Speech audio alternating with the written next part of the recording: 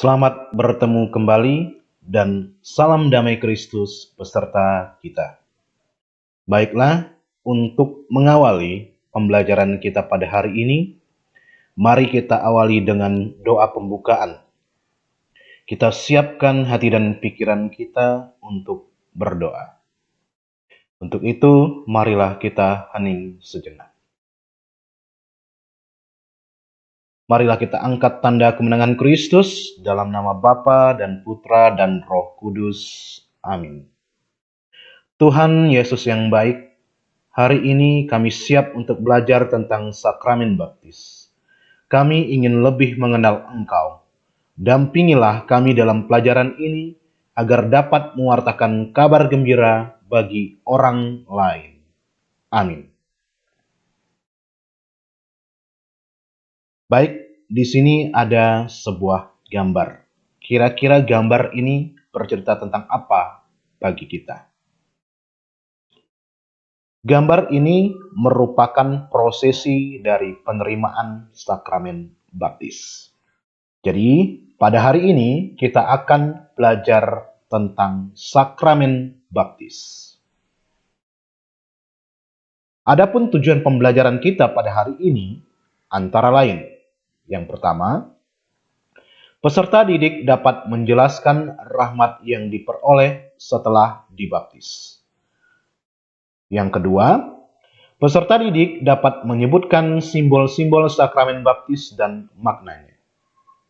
Dan yang ketiga, peserta didik dapat menjelaskan tugas-tugas orang yang sudah dibaptis. Sebagai apersepsi kita pada hari ini, kira-kira ada yang sudah tahu tidak? Ada berapa sakramen dalam gereja Katolik? Sakramen dalam gereja Katolik ada 7 buah. Apa saja sakramen tersebut? Mari kita lihat satu persatu. Yang pertama ada sakramen baptis. Yang kedua sakramen ekaristi. Yang ketiga sakramen krisma. Yang keempat sakramen tobat. Yang kelima sakramen imamat. Yang keenam sakramen perkawinan. Dan yang ketujuh sakramen pengurapan orang sakit. Baik, di sini siapa yang sudah dibaptis? Kira-kira apa rahmat yang didapatkan ketika sudah dibaptis? Rahmat yang diperoleh setelah dibaptis antara lain: yang pertama, dibersihkan dan disucikan. Ia dilahirkan kembali, dihidupkan. Seperti dalam kisah percakapan Yesus dengan Nikodemus, bahwa seseorang yang dapat masuk kerajaan Allah, ia harus dilahirkan kembali. Yesus menegaskan jika seorang tidak dibaptis dan hidup secara baru, ia tidak dapat masuk dalam kerajaan Allah. Bandingkan Injil Yohanes bab 3 ayat 1-21. Dengan pembaptisan kita menjadi anak-anak Allah. Yang kedua, dipersatukan dengan Kristus. Dengan permandian, kita menjadi saudara dan saudari Kristus. Kita menerima berkat. Yang ketiga, menjadi anggota gereja. Dengan dibaptis, kita diterima secara resmi sebagai anggota gereja dan menjadi saudara-saudari dari seluruh umat beriman Katolik. Selanjutnya, kira-kira simbol apa dan makna apa dari sakramen baptis? Simbol-simbol sakramen baptis dan maknanya. Lambang atau simbol yang digunakan dalam pembaptisan adalah air, minyak krisma, lilin bernyala, kain putih, dan nama baptis. Yang pertama, air baptis. Air baptis membersihkan orang dari dosa-dosanya. Orang yang dibaptis dilahirkan kembali dalam hidup baru sebagai anak-anak Allah. Yang kedua, minyak krisma. Minyak krisma merupakan lambang Roh Kudus. Diurapi minyak krisma berarti dikuatkan oleh Roh Kudus. Yang ketiga, lilin bernyala. Dengan dibaptis kita telah menerima terang Kristus. Lilin bernyala sebagai lambang semangat baru Pemberian lilin bernyala maksudnya adalah semangat hidup baru itu dijaga agar tetap hidup seperti terang lilin. Yang keempat, kain putih. Kain putih sebagai lambang hidup baru yang suci. Pemberian kain putih ini dimaksudkan agar semangat hidup baru tetap dijaga kesuciannya, seperti kain putih yang tetap bersih. Dan yang kelima, nama baptis. Orang yang dibaptis akan menggunakan nama baptis. Nama baptis diambil dari nama santo dan santa. Misalnya, Yohanes, Bernadetta, Fransiskus, Lucia, Dominikus, dan lain-lainnya. Oleh karena itu, kita harus mengenal riwayat hidup santo-santa yang namanya kita ambil sebagai nama baptis. Dengan menggunakan nama para santo dan santa, kita diharapkan meneladan sikap dan tindakannya. Kita dapat berdoa kepada Allah dengan perantaran santo dan santa pelindung kita. Selanjutnya, kira-kira tugas apa yang kita terima kalau sudah dibaptis? Tugas-tugas yang kita terima kalau kita sudah dibaptis antara lain, yang pertama, sebagai anggota resmi gereja, maka orang yang sudah dibaptis juga wajib mengikuti dan terlibat dalam kegiatan gereja untuk mengembangkan iman pribadi maupun kemajuan gereja, yang tercermin dari pelaksanaan 5 tugas gereja, yakni liturgia, kerigma, diakonia, koinonia, dan martiria. Dan yang kedua, mendapat tritugas Kristus, yaitu menjadi imam, nabi, dan raja. Imam untuk menguduskan, nabi untuk mewartakan, dan raja untuk menjadi pemimpin. Baik, selanjutnya kita akan menyaksikan cuplikan video terkait Yesus dibaptis di Sungai Yordan. Pada tahun ke-15 pemerintahan Raja Agung Tiberius, Pontius Pilatus menjadi gubernur Yudea dan Herodes menjadi Raja Galilea, Hanas dan Kayafas menjadi imam besar. Firman Tuhan datang kepada Yohanes di padang gurun, dan ia menjelajahi seluruh daerah Yordan untuk berkhotbah tentang pertobatan dan pengampunan dosa. Bertobatlah kamu, dan berilah dirimu dibaptis, maka Allah akan mengampuni dosamu.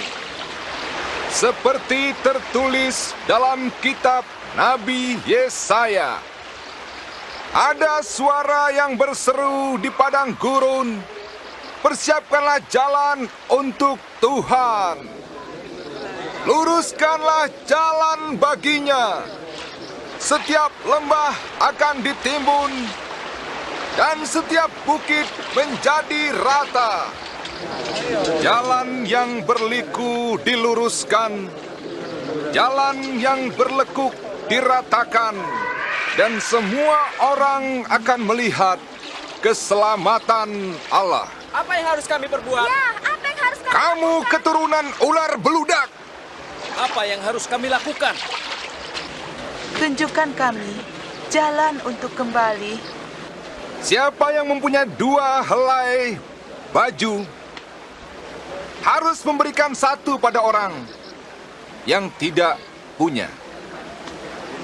Dan siapa punya makanan harus membagikannya. Guru, kami ini penagih pajak. Bagaimana dengan kami? Jangan menagih lebih dari seharusnya. Bagaimana dengan kami? Apa yang harus kami perbuat? Jangan mengambil uang orang dengan paksa. Dan jangan juga kamu memeras mereka. Cukupkanlah dirimu dengan gajimu.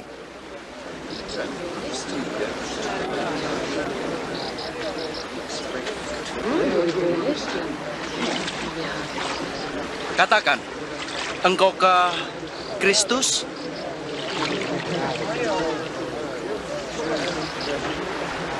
Aku membaptis kamu dengan air. Tetapi yang lebih berkuasa daripadaku akan datang. Membuka tali kasutnya pun aku tidak layak. Ia akan membaptis dengan Roh Kudus dan api. Di tangannya ada nyiru untuk menampi dan mengumpulkan gandum ke dalam lumbung, tetapi sekam akan dibakarnya.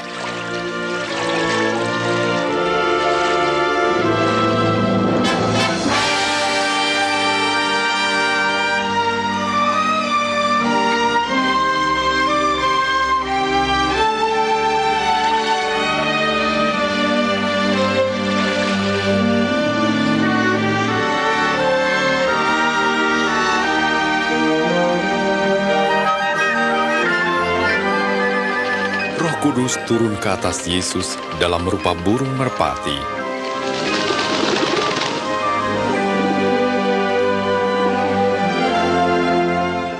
Dan terdengar suara Allah, "Engkau anakku yang aku kasih, aku berkenan kepadamu."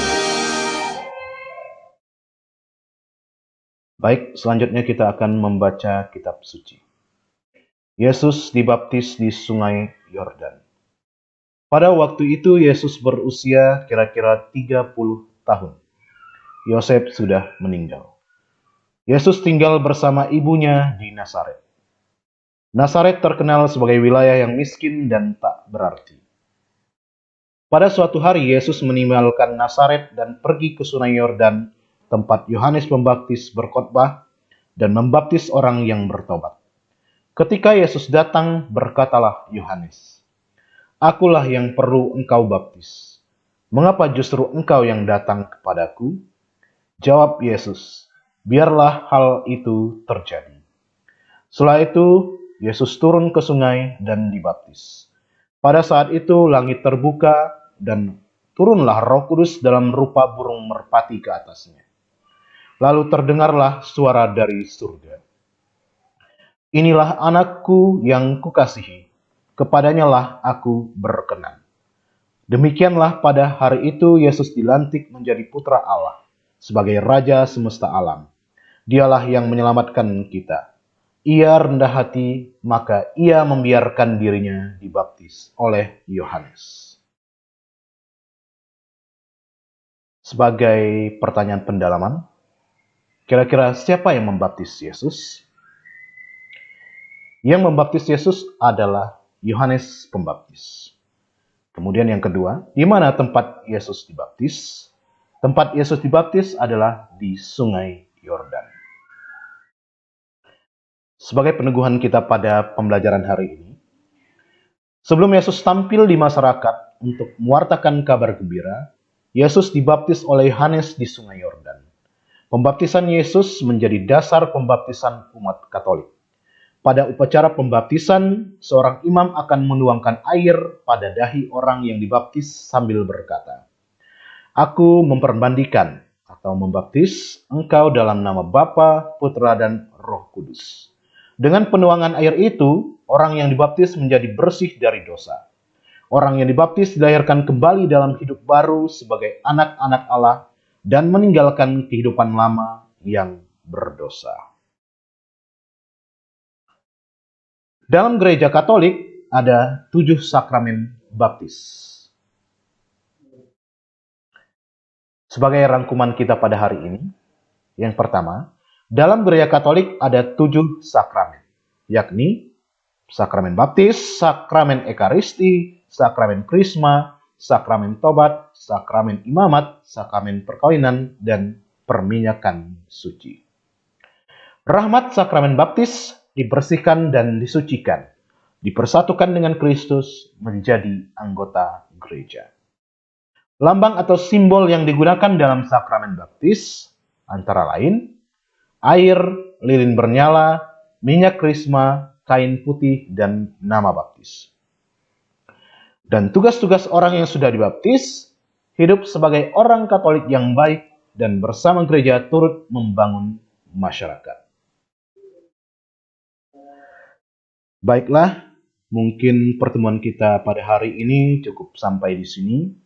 Semoga apa yang kita pelajari hari ini dapat bermanfaat bagi kehidupan kita, terutama demi kemuliaan namanya. Marilah kita tutup pembelajaran kita pada hari ini dengan berdoa. Marilah kita hening sejenak. Kita angkat tanda kemenangan Kristus dalam nama Bapa dan Putra dan Roh Kudus. Amin. Ya Tuhanku dan Allahku, ambillah segala yang menjauhkan aku daripadamu. Ya Tuhanku dan Allahku, berilah aku segala yang kuperlukan untuk menemui Engkau. Ya Tuhanku dan Allahku, terimalah diriku dan jadikanlah milik-Mu. Amin.